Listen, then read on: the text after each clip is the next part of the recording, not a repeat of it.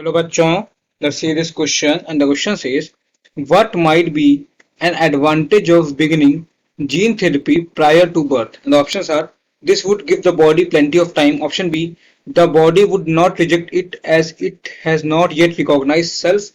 Option C, the cells being extremely young are more receptive of gene therapy. And option D, there probably is not any advantage. So पहले हम लोग इसका की concept देखेंगे. इसका की कंसेप्ट है जीन थेरेपी. इसकी कंसेप्ट इज जीन थेरेपी. अब ये जीन थेरेपी क्या होता है? तो ये कलेक्शन ऑफ मेथड होता है for the correction of gene defect. ये क्या होता है? ये कलेक्शन ऑफ मेथड होता है.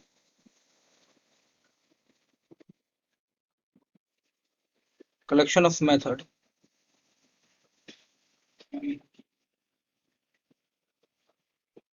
For correction of gene defect. For correction of gene defect. ये जीन थेरेपी को परफॉर्म कैसे किया जाता है? तो जीन थेरेपी को परफॉर्म करने के लिए हम लोग क्या करते हैं इसमें? तो इसमें जो है नॉर्मल जीन को in this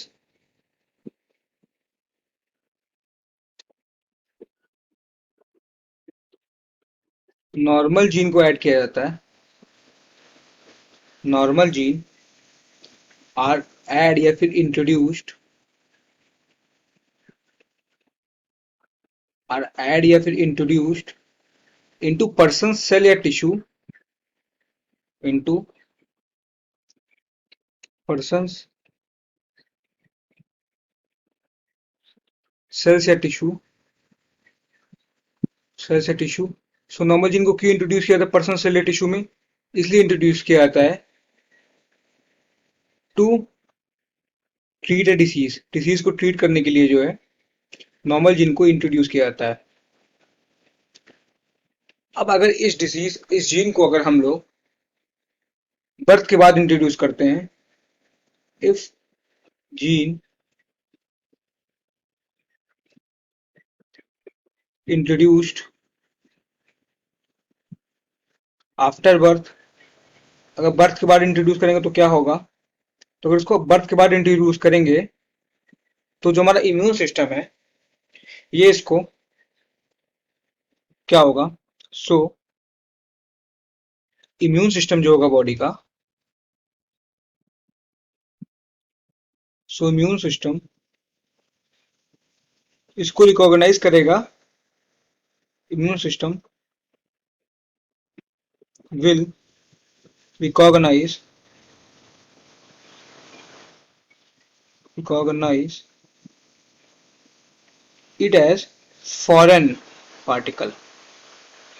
it as foreign particle. अगर ये इसको फॉरेन पार्टिकल के जैसे हमारा इम्यून सिस्टम अगर इसे रिकॉग्नाइज करेगा तो उससे क्या होगा? सो इससे इम्यून रिस्पॉन्स जनरेट हो जाएगा. So immune response generated. Response generated. But अगर इसी जीन को हम लोग बर्थ के पहले ही या एम्ब्रियोनिक स्टेज में ही इंट्रोड्यूस कर दें, but if gene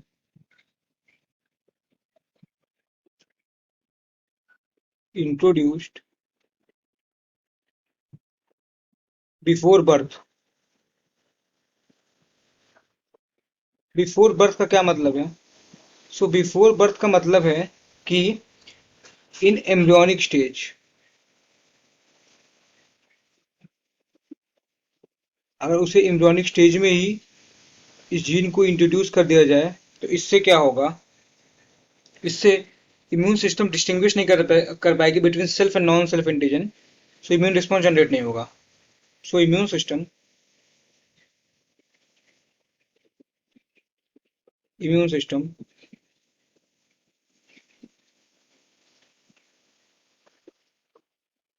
will not differentiate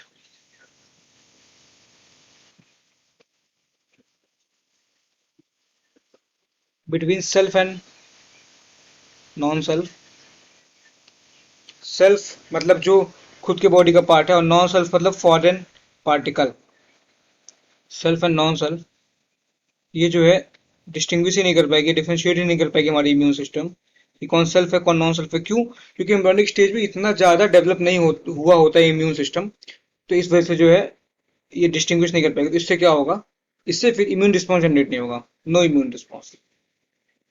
इसीलिए जो है जीन थेरेपी में अगर परमानेंट क्योर करना है हमें, तो जीन को अगर हम लोग इम्ब्रियोनिक स्टेज में बिफोर बर्थ इंट्रोड्यूस करेंगे, सो वो एक परमानेंट क्योर हो सकता है।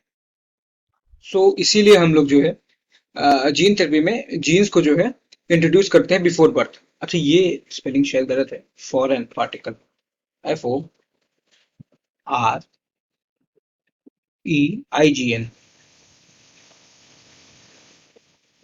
Foreign particle.